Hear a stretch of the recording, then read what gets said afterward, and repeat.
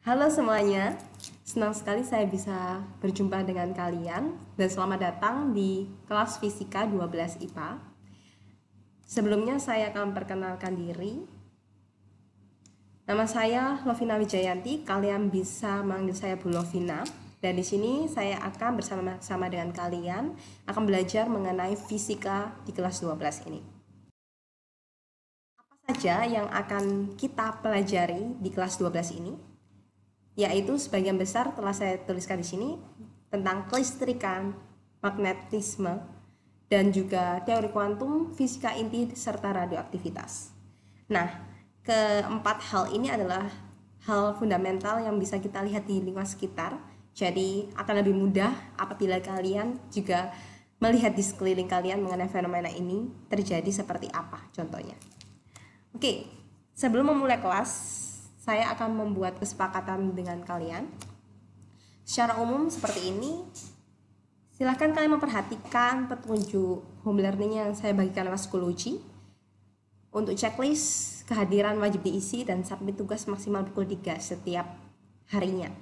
Lalu untuk submitting wajib kalian menyalakan kamera dan mic dalam keadaan mute, kecuali memang ingin bertanya. Kalian bisa mengacungkan tangan seperti ini, mengangkat tangan, atau bisa menuliskan chat di Zoom meeting seperti itu. Jadi tetap kalian diberikan waktu untuk bertanya dan juga untuk menyampaikan pendapat. Baik, apakah yang akan kita pelajari hari ini? Kita akan lihat apakah ada yang pernah mengalami peristiwa seperti ini. Mungkin tidak sampai rambutnya semua naik ke angkat ya, tapi sedikit rambut naik ke atas, atau mungkin ada yang merasa badannya dengan temannya terasa seperti ada listrik yang tiba-tiba muncul. Nah, atau peristiwa petir. Kira-kira apa yang mendasari hal ini bisa terjadi? Nah, yang mendasari setiap fenomena yang kalian amati tadi adalah peristiwa listrik statis.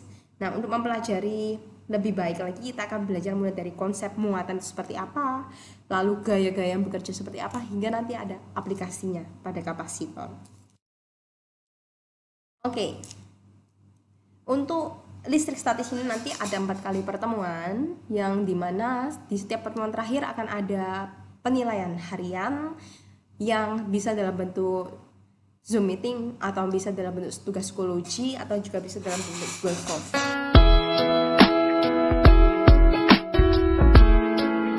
Dari hal sekitar yang pernah kalian lihat, pernah tahu atau pasti punya ya, setidaknya satu lah di rumah ya, misalkan baju dari wool atau kain seperti ini.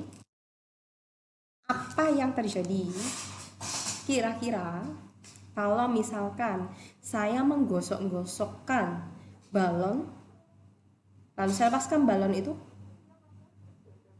ternyata balon ini menempel pada baju, dan ketika saya dekatkan ke dinding juga menempel.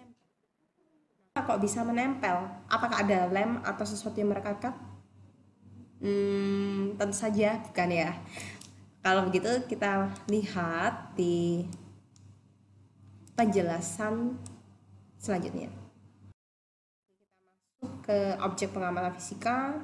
Ada bumi yang paling besar, kemudian nanti kalau kita lihat yang skala lebih kecil, misalkan ada gunung, kemudian di gunung ternyata ada pohon. Setelah itu, kalau kita simak lebih dekat lagi, kita amati pohon ini, kulit kayunya dikatakan zat ini. Misalkan kulit kayu ini yang saya namai dengan zat ini, bila kita lihat, kita amati secara lebih detail di bawah mikroskop, dia terdiri dari partikel penyusun yang lebih kecil, yaitu atom-atom.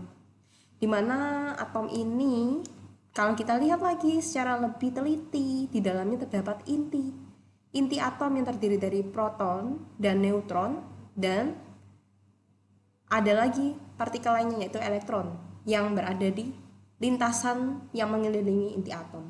Lalu apa sih kaitannya, hubungannya ini tadi, atom-atom ini, muatan ini dengan peristiwa listrik statis tadi pada kain baju? Mari kita amati. Dan kuncinya ada di muatan listrik Apa itu muatan listrik? Seperti yang tadi saya bilang bahwa di setiap benda itu terdiri dari atom, dan dalam atom ada muatan-muatannya. Kalau lebih detail kita lihat seperti ini. Atom dari suatu benda atau zat tadi itu kalau kita jabarkan terdiri dari inti, terdapat proton muatannya positif dan neutron ini tidak bermuatan, lalu elektron ini bergerak mengelilingi inti dan muatannya negatif. Nah, kenapa kok bisa muncul listrik statis gitu kan ya? Namanya listrik itu pasti harus ada elektron yang bergerak-gerak gitu. Tapi kenapa statis? Karena ini listriknya tidak bergerak-gerak, tapi dia hanya muncul sesaat gitu. Jadi elektron ketika dia berpindah, dia akan melakukan interaksi dengan muatan yang lainnya. Nah, coba kita perhatikan penjelasannya pada video berikut untuk memahami mengenai peristiwa elektrostatis. Nah, baik.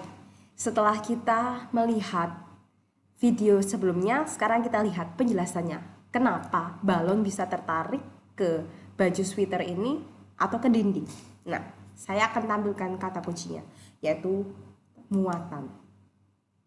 Nah, seperti yang kalian lihat bahwa setiap benda atau zat atau objek fisika terdiri dari atom-atom penyusunnya, di mana tadi kita sudah pelajari bahwa atom itu terdiri dari inti yang bermuatan positif dan juga elektron yang mengelilingi inti muatannya negatif. Nah, apa sih yang terjadi jika saya menggosok-gosokkan balon pada baju kain wool sweater ini? Nah, seperti yang bisa kalian lihat, elektron yang dari baju akan berpindah ke balon. Kenapa elektronnya berpindah? Apakah yang positif atau protonnya itu bisa berpindah juga? Jawabannya adalah tidak. Kenapa tidak? Karena elektron inilah yang bisa berpindah atau ditransferkan. Apakah muatan positif atau inti ini bisa berubah? Bisa, tetapi kita tidak membahasnya di sini. Itu kita akan masuk lainnya lagi kepada fenomena fisika inti. Nah, untuk sekarang kita akan tanamkan konsep bahwa yang bisa berpindah-pindah secara leluasa hanyalah elektron. Ingat, hanya elektron. Nah, ketika sekarang elektron dari baju sweater ini berpindah ke balon, apa yang terjadi? Baju ini akan menjadi kekurangan elektron. Akhirnya dia bermuatan positif. Nah, ketika saya melepaskan balon tadi seperti ini, balon yang bermuatan negatif akan tertarik oleh muatan-muatan positif yang ada di permukaan baju ini. Nah, dengan demikian bisa kita simpulkan bahwa muatan-muatan yang berlainan jenis, yaitu positif dan negatif, dia punya interaksi, yaitu saling tarik-menarik. Nah, sekarang yang kedua, saat saya mendekatkan balon yang bermuatan negatif ini ke dinding yang netral. Artinya netral apa? Dia tidak bermuatan. Muatannya ini tersebar rata. Positif dan negatif ini nilainya sama, seimbang, netral, ya kan? Nah, ketika saya mendekatkan elektron dari balon ini ke dinding, apa yang terjadi? Kalian amati? Betul. Bahwa elektron-elektron yang ada pada dinding di permukaan akan terdorong, tertolak oleh elektron-elektron pada balon. Akhirnya karena elektron di permukaan ini bergeser menjauhi permukaan, akhirnya di permukaan dinding bermuatan positif. Nah, kira-kira apa kalau dindingnya muatannya positif, lalu balonnya muatannya negatif? Kira-kira dia akan menempel balonnya atau tertolak? Coba kita lihat ya. Saya lepaskan sekarang. Saya lepaskan sini. Ya, betul.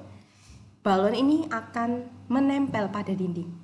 Jadi sekarang kalian bisa membayangkan kenapa kira-kira kalau kalian berada di suatu ruangan restoran atau mungkin sedang ada acara ulang tahun Sweet 17 gitu ya. Ketika balon dilepaskan dari ruangan, dia tiba-tiba naik ke atas, ke atap. Nah, inilah peristiwa elektrostatis.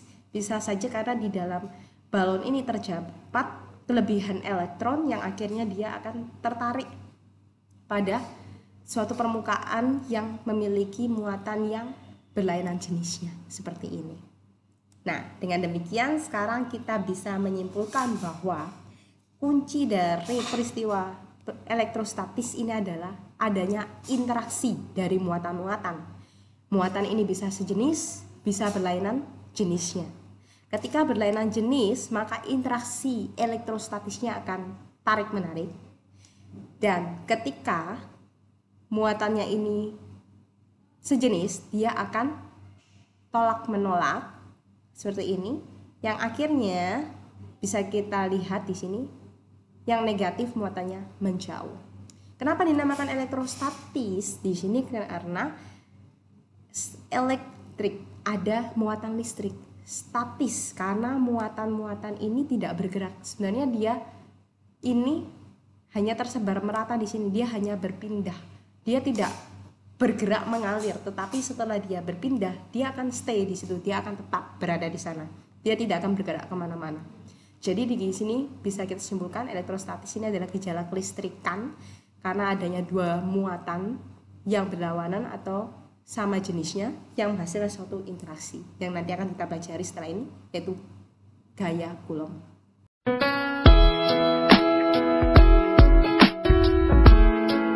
Kita akan mempelajari materi mengenai hukum Coulomb atau yang biasa disebut sebagai hukum elektrostatis. Dasar atau prinsip utama dari hukum Coulomb ini adalah adanya interaksi gaya tarik-menarik atau tolak-menolak antara dua buah benda titik bermuatan listrik. Kenapa dinamakan benda titik? Karena di sini muatannya adalah sangat kecil sehingga bisa diasumsikan seperti sebuah titik, di mana kedua buah muatan listrik ini terpisahkan oleh suatu jarak R, sehingga nantinya kedua muatan ini akan berinteraksi. Muatan listrik ini bisa saja nanti ini positif-positif atau di sini positif-negatif, bisa saja. Yang penting harus ada minimal dua buah muatan listrik yang terpisahkan jarak, maka akan terjadi interaksi elektrostatis. Nah, apabila kita melihat dua buah muatan ini, kita bisa meninjau dari muatan pertama misalnya. Muatan pertama ini positif, sedangkan muatan kedua ini juga positif. Nah, apa yang terjadi ketika terdapat dua buah muatan yang sejenis? Interaksinya akan tarik-menarik atau tolak-menolak. Yang mana yang betul? Betul. Interaksinya adalah ketika dua muatan ini sejenis, maka mereka akan saling tolak-menolak. Nah, arah gayanya kemana? Sekarang misalnya kita akan berbicara tentang muatan Q1. Nah, gaya elektrostatis yang akan ia alami akibat muatan Q2 arahnya adalah ke kiri atau menjauhi Q2 karena Q1 ini akan tertolak seperti itu. Nah, apa artinya F12? F ini adalah simbol dari gaya, yaitu gaya Coulomb. 1 artinya adalah gaya Coulomb yang dialami oleh muatan Q1 akibat Q2. Oleh karena itu dituliskan di sini F12 seperti itu. Sedangkan kalau kita berbicara tentang muatan Q2, kemanakah arah gaya Coulomb-nya? Kita lihat dulu, karena muatan Q2 positif, muatan Q1 juga positif, maka Q2 ini akan tertolak sehingga dia akan mengalami gaya ke kanan. Nah, di sini simbolnya kalau kalian perhatikan menjadi F21. Besarnya gaya yang dialami oleh Q1 dan Q2 ini sama besarnya seperti itu. Nah, apabila dirumuskan, maka bisa saya tuliskan F12 itu nilainya sama dengan F21. Jadi sama dengan K, konstanta elektrostatis, dikalikan dengan Q1 kali Q2 per R kuadrat. Dengan demikian, bisa kita simpulkan bahwa besarnya gaya elektrostatis itu berbanding lurus dengan hasil kalinya kedua muatan, tetapi berbanding terbalik dengan kuadrat jarak yang memisahkan kedua muatan ini. Oke, dari sini bisa kita simpulkan semakin besar jaraknya, maka gayanya semakin kecil. Semakin jauh, maka interaksinya semakin melemah. Dan sebaliknya. Oke, semoga sampai sini jelas ya.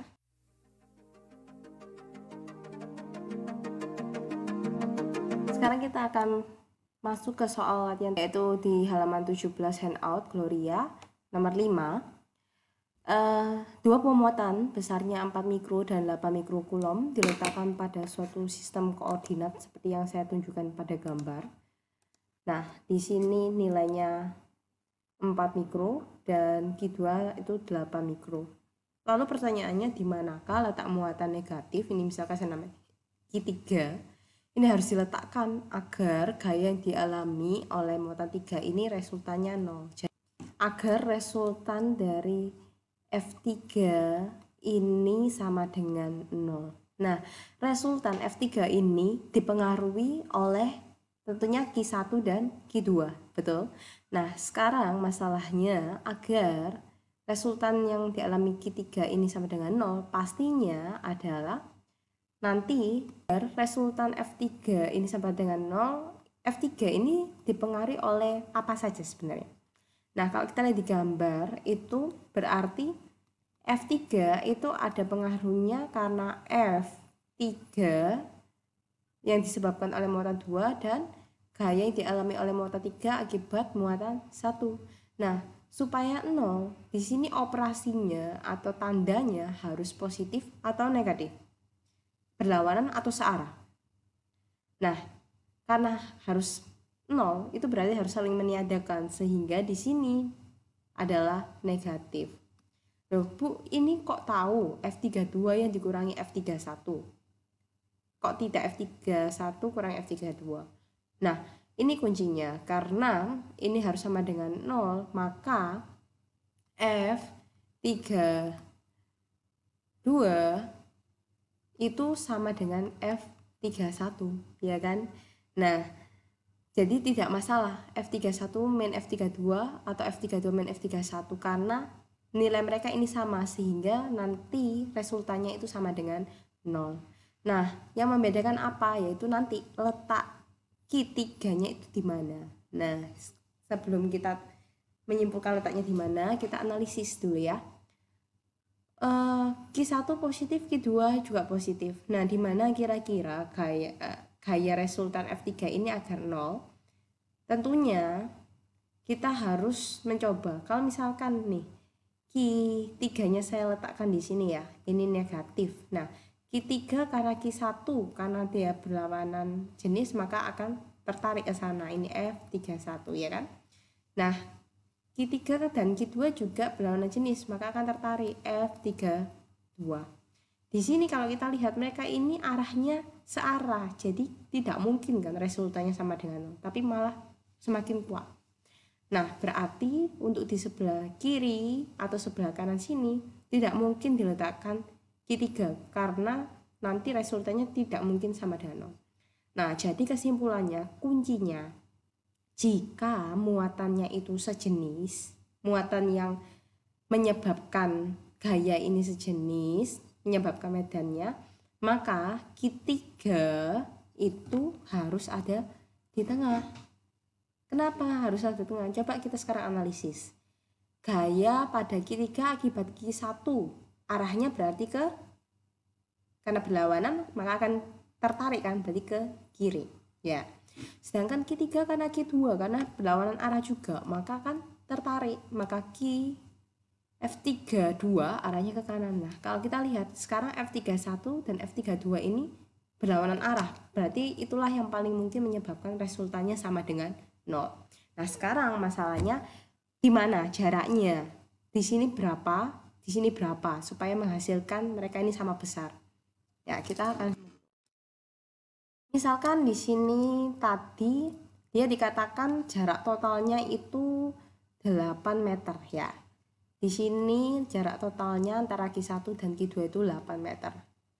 Saya misalkan Q1 dan Q3 jaraknya X, sedangkan Q2 dan Q3 jaraknya berarti sisanya tuh 8 minus X. Nah, karena yang diminta adalah F3 itu resultannya harus sama dengan 0, berarti F31 min F32 itu nilainya sama besar. Lalu kita masukkan ke persamaan hukum Coulomb.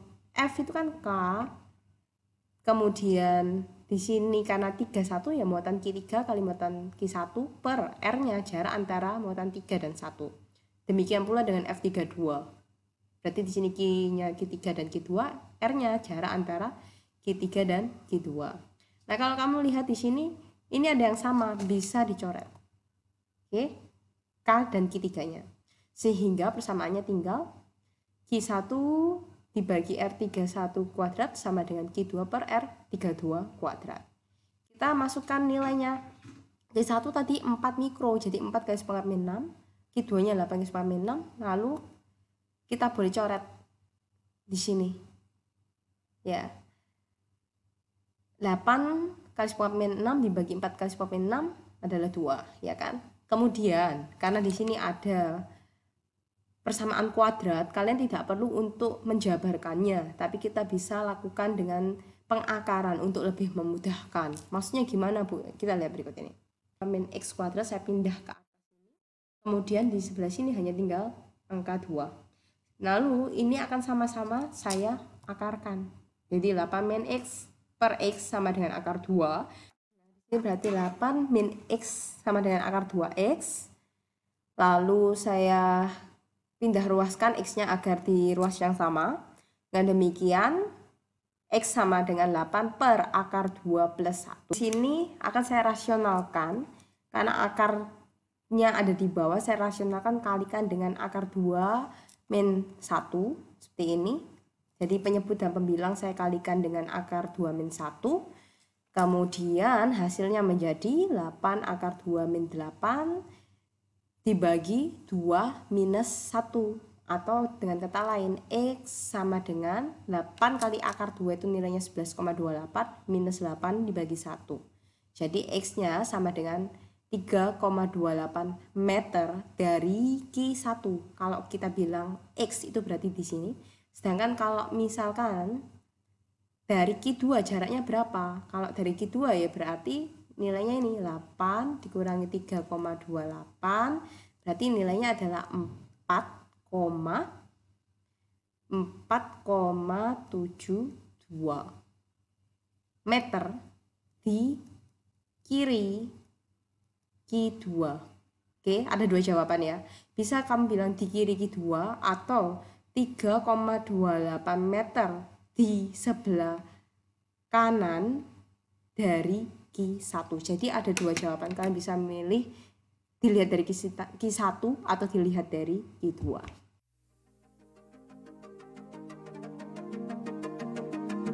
Oke, selanjutnya kita akan lihat untuk interaksi hukum Coulomb kalau muatannya ini tidak segaris. Ya, kalau tidak segaris itu misalkan bentuknya berbentuk segitiga sama sisi seperti ini, ada 3 muatan pada ujung-ujung segitiga sama sisi. Lalu caranya gimana? Caranya sama seperti sebelumnya. Misalkan di sini ditanyakan berapakah resultan gaya listrik atau gaya Coulomb yang dialami oleh Q3, itu pasti disebabkan oleh ya Q2 dan Q1. Tapi kita lihat satu persatu. Q3 dan Q2 interaksinya tarik-menarik atau tolak-menolak.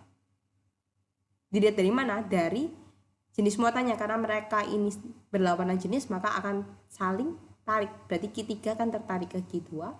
Sedangkan kalau Q3 dan Q1 karena mereka sejenis, maka akan tertolak Q3-nya. Jadi seperti ini. F31 dan F32. Nah, jika kalian lihat di sini sekarang, kita punya dua buah vektor gaya elektrostatis yang membentuk sudut di sini. Nah, ketika ada dua buah vektor yang membentuk suatu sudut theta di sini, maka resultannya itu adalah gaya yang dirasakan oleh muatan Q3 ini. Jadi, untuk mencari F3 sama dengan mencari F resultan dari dua buah vektor yang membentuk sudut seperti ini. Persamaannya bagaimana? Masih ingatkah dengan perjumlahan vektor yang membentuk sudut? Adalah akar dari F31 kuadrat, yaitu vektor-vektor yang membentuk sudut dikuadratkan, kemudian ditambahkan, lalu ditambah dengan 2 F31, F32, dan cos dari sudut antara dua buah vektor ini. Oke, sebagai contoh kita lihat di sini. Pada segitiga sama sisi panjangnya 20 cm. Pada 3 sudutnya ada muatan seperti yang ditunjukkan. Nah, cara menyelesaikannya seperti yang tadi saya sudah jelaskan bahwa berapakah besar gaya elektrostatis pada muatan Ki-B. Nah, muatan Ki-A dan Ki-B ini sama-sama positif. Ki-B ini sama-sama positif. Di sini positif dan Ki-A ini juga positif, sedangkan Ki-C-nya negatif. Oke, sekarang pada muatan Ki-B berarti dipengaruhi oleh A dan C. Gaya akibat muatan A yang dialami oleh B arahnya kemana? Karena mereka ini sejenis, maka gaya Coulomb yang dialami oleh muatan B akibat muatan A arahnya akan tertolak. Sedangkan muatan B dan C ini berlawanan jenis, maka gaya elektrostatisnya akan menuju ke arah C. Jadi F, B, C. Nah, dengan demikian kita punya dua buah vektor gaya elektrostatis yang membentuk sudut berapa derajat di sini. Nah, ingat di sini karena mereka ini segitiganya adalah sama sisi, maka di sini adalah 60 derajat, di sini 60 derajat, di sini juga 60 derajat. Nah, karena ini adalah segaris, maka kalau di sini 60 derajat berarti 180 kurangi 60 jadi 120 derajat. Betul ya? Kemudian kita masukkan ke persamaannya dulu, bahwa di sini kita punya FB itu karena resultannya dari dua buah vektor membentuk sudut, kita pakai rumus tadi, vektor FBA kuadrat ditambah FBC kuadrat ditambah 2 FBA FBC kalikan dengan cos theta. Cos tetanya adalah cos 120 derajat, nilainya adalah minus setengah. Nah, kita cari dulu FBA dan FBC. Kalau kalian perhatikan, FBA dan FBC nilainya pasti sama. Kenapa? Karena nilai muatan A, B, dan C ini nilainya sama semua, bukan? Jadi FBA dan FBC itu kita cari sekali saja. Kenapa? Karena ini tadi muatan A, B, dan C kebetulan nilainya sama. Nah Bu, kalau misalnya nih muatan A, B, dan C ini beda-beda muatannya, berarti kita harus cari satu-satu ya, FBA sendiri, FBC sendiri gitu ya. Tapi karena kebetulan saja ini sama, maka kita langsung FBA sama dengan FBC sama dengan K, Ki-nya kita lihat, Ki satunya kita ambil aja ya, 4 mikrocoulomb itu pakai 10 pangkat min 6 dikali Ki2 nya ya 4 kali 10 pangkat minus 6 per R kuadrat. R-nya berapa jaraknya di sini? 20 cm. Ingat, ini masih senti, jadikan meter. Berarti 2 kali 10 pangkat minus 1 dikuadratkan. Nah, K-nya berapa? 9 kali 10 pangkat 9. Kemudian di sini kita tuliskan 4 kali 4 16 kali 10 pangkat min 12 per 4 kali 10 pangkat minus 2. Nah, kita selesaikan seperti biasa, berarti 36 kali 10, ini 10 pangkat 12 dibagi 10 pangkat 2, berarti ini naik menjadi 10 minus 10, jadi ini 36 kali 10 pangkat minus 1, dari mana? Karena ini 10 min 10 dikalikan 10 min 9, jadi tinggal 10 min 1. Dan kata lain 3,6 Newton. Oke.